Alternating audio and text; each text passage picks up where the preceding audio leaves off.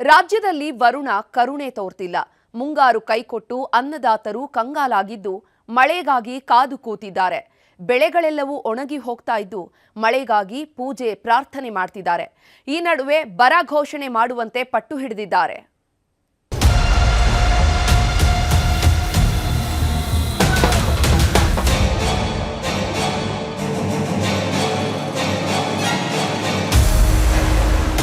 ರಾಜ್ಯದ ಜಿಲ್ಲೆಯಲ್ಲೂ ಬರದ ಛಾಯೆ ಆವರಿಸುತ್ತಿದೆ.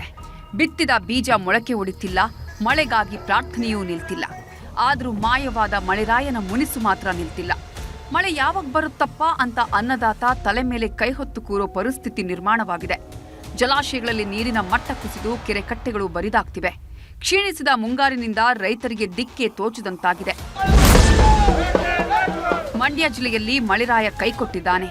ಅನ್ನದಾತರು ಅಕ್ಷರಶಃ ಕಂಗಾಲಾಗಿದ್ದಾರೆ.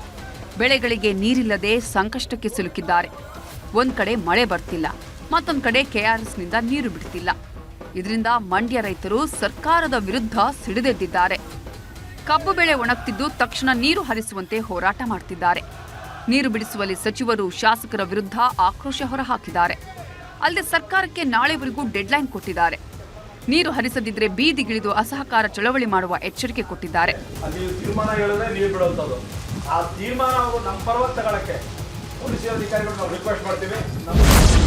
ಬೀದರ್ ಜಿಲ್ಲೆಯಲ್ಲೂ ಮುಂಗಾರು ಕ್ಷೀಣಿಸುತ್ತಿದೆ. ಮಳೆ ಬಾರದಿದ್ರೂ ಧೈರ್ಯ ಮಾಡಿ ಸೋಯಾ, ತೊಗರಿ ಬಿತ್ತನೆ ಮಾಡಿದ್ದಾರೆ. ಈಗಾಗಲೇ ಎಕರೆ ಬಿತ್ತನೆಗೆ 10 ರಿಂದ 15 ಸಾವಿರ ಖರ್ಚು ಮಾಡಿದ್ದಾರೆ. ಆದ್ರೆ ಈಗ ಮಳೆ ಕೈಕೊಟ್ಟಿದ್ದು ರೈತರ ಸಾಲ ಮನ್ನಾ ಮಾಡಬೇಕು, ಬರಗಾಲ ಘೋಷಿಸಬೇಕು ಅಂತ ಸರ್ಕಾರಕ್ಕೆ ಒತ್ತಾಯಿಸಿದ್ದಾರೆ. ಅದು ಒಬ್ಬೊಬ್ಬ ರೈತ ಏನದಂದ್ರೆ ಇವತ್ತು ದಿವಸ 1 ಎಕರೆ ಬಿತ್ತಲಕ್ಕ 10 ರಿಂದ 15 ಸಾವಿರ ರೂಪಾಯಿ ಖರ್ಚು ಹೊಂಟದ. ಆ ಖರ್ಚು ಎಲ್ಲಿಂದ ತೆಗಿಬೇಕೀಗ? ಕುಮಾರಸ್ವಾಮಿ ಹ್ಯಾಂಗೆ ಮಾಡ್ಯಾರಲ್ಲ 2 ಲಕ್ಷ ರೂಪಾಯಿ ಸಾಲ ಮನ್ನಾ, ಆ ಥರ DK ಶಿವಕುಮಾರ್ ಸಾಲ ಮನ್ನಾ ಮಾಡ್ಬೇಕು. ಹಾಗೆ ರೈತ ಬದುಕ್ತಾನ, ಇದರಿಂದ ಮಾಡ್ತಾನ, ಮತ್ತು ಬರಗಾಲ ಬಿ ಡಿಕ್ಲೇರ್ ಮಾಡಬೇಕು. ದಾವಣಗೆರೆಯಲ್ಲಿ ಬಾರದ ಮಳೆಯಿಂದಾಗಿ ಅನ್ನದಾತರಿಗೆ ಬರಸಿಡಿಲು ಬಡಿದಂತಾಗಿದೆ. ಮಳೆಯಾಗದೆ ದಿನದಿಂದ ದಿನಕ್ಕೆ ಬೆಳೆಗಳು ಒಣಗ್ತಿವೆ. ಈ ಮಧ್ಯ ಕರ್ನಾಟಕ ಜೀವನಾಡಿ ಭದ್ರಾ ಜಲಾಶಯ ಒಡಲು ಖಾಲಿಯಾಗ್ತಿದೆ. ಹೀಗಾಗಿ ಭದ್ರಾ ಬಲದಂಡೆ, ಎಡದಂಡೆ ನಾಲೆಗೆ ನೀರು ಹರಿಸಲು ಸಾಧ್ಯವಾಗ್ತಿಲ್ಲ. ಬೆಳೆಗಳಿಗೆ ನೀರು ಹರಿಸಲು ಸಾಧ್ಯವಿಲ್ಲ ಅಂತ ಕರ್ನಾಟಕ ನೀರಾವರಿ ನಿಗಮ ತೀರ್ಮಾನ ಮಾಡಿದೆ. ಇದರಿಂದ 1,50,000 ಹೆಕ್ಟೇರ್ ಭತ್ತ ಬೆಳೆಯುವ ರೈತರಲ್ಲಿ ಆತಂಕ ಶುರುವಾಗಿದೆ. ಹೀಗಾಗಿ ದಾವಣಗೆರೆಯನ್ನ ಬರ ಜಿಲ್ಲೆ ಘೋಷಿಸುವಂತೆ ರೈತರು ಒತ್ತಾಯಿಸುತ್ತಿದ್ದಾರೆ. 1.5 ಲಕ್ಷದಲ್ಲಿ ಹೆಕ್ಟೇರ್ ಪ್ರದೇಶದಲ್ಲಿ ಸುಮಾರು 1 ಎಕರೆಗೆ 30 ಕ್ವಿಂಟಲ್ ಭತ್ತ ಕಟ್ಕೊಂಡ್ರು ಸುಮಾರು 45 ಲಕ್ಷ ಕ್ವಿಂಟಲ್ ಭತ್ತದ ಒಂದು ಕೊರತೆ, ಆಹಾರ ಸಾಮಗ್ರಿಗಳ ಕೊರತೆ ಉಂಟಾಗ್ತಕ್ಕಂಥ ಪರಿಸ್ಥಿತಿ ಆಗುತ್ತೆ. ನಮ್ಮಲ್ಲಿ ಈಗ ಬರ ಕಾಮಗಾರಿಗಳನ್ನು ಅತಿ ತುರ್ತಾಗಿ ಕೈಗೊಳ್ಳಬೇಕಾಗಿ ಸರ್ಕಾರಕ್ಕೆ ಈ ಮೂಲಕ ವಿನಂತಿಯನ್ನು ಮಾಡ್ತದೆ. ಚಾಮರಾಜನಗರದಲ್ಲಿ ಮಳೆ ಇಲ್ಲದೆ ಅನ್ನದಾತರು ಸಂಕಷ್ಟಕ್ಕೆ ಸಿಲುಕಿದ್ದಾರೆ. ವರುಣನ ಮುನಿಸಿನಿಂದಾಗಿ ಜಿಲ್ಲೆಯಾದ್ಯಂತ ಭೀಕರ ಬರದ ಛಾಯೆ ಆವರಿಸಿದೆ. ಬಿತ್ತನೆಯಾಗದೆ ಬರೋಬ್ಬರಿ 70,000 ಹೆಕ್ಟೇರ್ ಖಾಲಿ ಬಿದ್ದಿವೆ. ಜಿಲ್ಲೆಯಲ್ಲಿ ಒಟ್ಟು 95,779 ಹೆಕ್ಟೇರ್ ಪ್ರದೇಶದಲ್ಲಿ ಬಿತ್ತನೆ ಮಾಡುವ ಗುರಿ ಹೊಂದಲಾಗಿತ್ತು. ಆದರೆ ಮಳೆ ಇಲ್ಲದ ಕಾರಣ ಕೇವಲ 25,971 ಹೆಕ್ಟೇರ್ನಲ್ಲಿ ಮಾತ್ರ ಬಿತ್ತನೆಯಾಗಿದೆ. ಇಳುವರಿ ಗಣನೀಯವಾಗಿ ಕುಸಿತವಾಗಿದ್ದು ಬರ ಘೋಷಣೆ ಮಾಡಿ ಪರಿಹಾರ ನೀಡುವಂತೆ ರೈತರು ಆಗ್ರಹಿಸಿದ್ದಾರೆ. ಇದೆಲ್ಲ ಭಾಳ ಸಮಸ್ಯೆ ಆಗಿ ಮೇವಿಗೆ ಭಾಳ ಅಧ್ವಾನದಂಥ ತೊಂದರೆ ಆಗಿಬಿಟ್ಟಿದೆ ಸರ್. ಈಗ ನಾವು ಕೇಳೋದು ಏನಪ್ಪ ಅಂತಂದರೆ, ನಮ್ಮ ಚಾಮರಾಜನಗರ ಜಿಲ್ಲೆನ ಬಡಪೀಡಿತ ಪ್ರದೇಶ ಅಂತ ಘೋಷಣೆ ಮಾಡಿ ಮಾಳ ಮೊಡ್ತೀವಿ, ಉರ್ಲ್ತೀವಿ, ಬಿತ್ತೀವಿ, ಸಾಲ ಮಾಡಿ ಏನೂ ಬೆಳೆಯಲ್ಲ ಸರ್. ನಮಗೆ ನೀರಿನದು, ಮೇವ್ನದು ಮಳೆ ಇಲ್ಲ ಸರ್. ಎಲ್ಲಿ ಒಂದಣು ಇಲ್ವಲ್ಲ ಮುಂಗಾರಿನಿಂದ. ಮಳೆ ಕೊರತೆ ಹಿನ್ನೆಲೆ ಕೊಪ್ಪಳ ಜಿಲ್ಲೆಯ ರೈತರು ಕಂಗಾಲಾಗಿದ್ದಾರೆ. ತುಂಗಭದ್ರಾ ಜಲಾಶಯದಲ್ಲಿ ನೀರಿನ ಕೊರತೆ ಕಾಣಿಸಿದೆ. ಈ ಹಿನ್ನೆಲೆ ಮುಂಗಾರು ಹಂಗಾಮಿನ ಬೆಳೆಗಳಿಗೆ ಬಲದಂಡೆ ಮತ್ತು ಎಡದಂಡೆ ನಾಲೆಯಲ್ಲಿ ನೀರು ಹರಿಸಲು ಸಾಧ್ಯವಾಗುವುದಿಲ್ಲ. ಡ್ಯಾಂನಲ್ಲಿರುವ ನೀರನ್ನು ಕುಡಿಯಲು ಮಾತ್ರ ಬಳಸಲು ಸರ್ಕಾರ ಆದೇಶಿಸಿದೆ. ಇದರಿಂದ ಅನ್ನದಾತರು ಕಂಗಾಲಾಗಿದ್ದಾರೆ. ಈ ಬಗ್ಗೆ ಪ್ರತಿಕ್ರಿಯೆ ಕೊಟ್ಟಿರೋ ಸಚಿವ ಶರಣ್ ಪ್ರಕಾಶ್ ಪಾಟೀಲ್, ಮಳೆ ಬಾರದಿದ್ರೆ ಪರ್ಯಾಯ ಕ್ರಮ ಕೈಗೊಳ್ತೇವೆ ಅಂದಿದ್ದಾರೆ. ಇವತ್ತು ಬರಗಾಲ ಛಾಯೆ ಇದೆ, ಹಾಗಾಗಿ ಇವತ್ತು ನಾನಿಲ್ಲಿ ಬಂದಿರೋದು ಕೊಪ್ಪಳಕ್ಕೆ. ಇವತ್ತು ಮಾನ್ಯ ಮುಖ್ಯಮಂತ್ರಿಗಳು ಡೈರೆಕ್ಷನ್ ಕೊಟ್ಟಿದ್ದಾರೆ, ನಾವು ಎಲ್ಲ ಜಿಲ್ಲೆಗಳಿಗೆ ಹೋಗಬೇಕು, ಅಲ್ಲಿ ಪರಿಸ್ಥಿತಿಯನ್ನು ಅವಲೋಕನೆ ಮಾಡಬೇಕು, ನಾವು ಏನು ತಯಾರಿಗಳನ್ನ ಮಾಡಬೇಕು ಅದನ್ನು ಮಾಡೋಕ್ಕೆ ನಾವು ಬಂದಿರೋದು.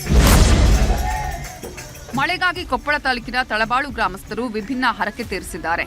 ತಳಬಾಳು ಗ್ರಾಮದಿಂದ ಅರಕೇರ ಗ್ರಾಮಕ್ಕೆ ಪಾದಯಾತ್ರೆ ಮೂಲಕ ಬಂದು ಭಜನೆ ಮಾಡಿದ್ದಾರೆ.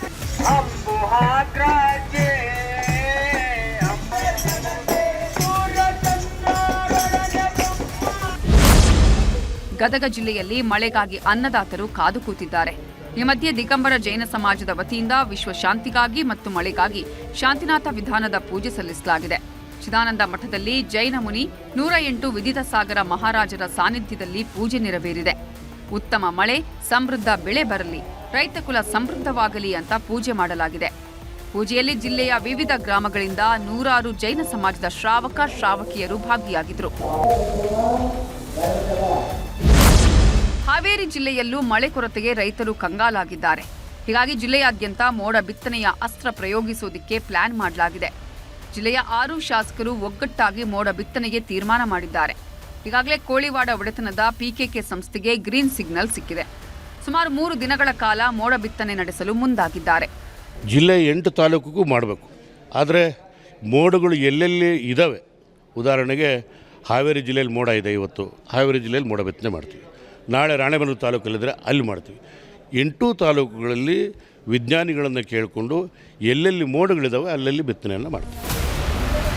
ಬರದ ಭಯದ ಮಧ್ಯೆ ಕೆಲ ಜಿಲ್ಲೆಗಳಲ್ಲಿ ಮಳೆ ಸಿಂಚನವಾಗ್ತಿದೆ. ಬೆಳಗಾವಿ, ಹುಬ್ಬಳ್ಳಿ, ಹಾಸನದ ಮಲೆನಾಡು ಪ್ರದೇಶಗಳಲ್ಲಿ ಜಿಟಿ ಮಳೆಯಾಗ್ತಿದೆ. ಇದರಿಂದ ಈ ಜಿಲ್ಲೆಗಳ ರೈತರು ಕೊಂಚ ನೆಮ್ಮದಿಯ ನಿಟ್ಟುಸಿರು ಬಿಡುವಂತಾಗಿದೆ. ಮತ್ತೊಂದು ಕಡೆ ಕರಾವಳಿ ಭಾಗದಲ್ಲಿ ವ್ಯಾಪಕ ಮಳೆಯಾಗಲಿದೆ ಅಂತ ಹವಾಮಾನ ಇಲಾಖೆ ಮುನ್ಸೂಚನೆ ಕೊಟ್ಟಿದೆ.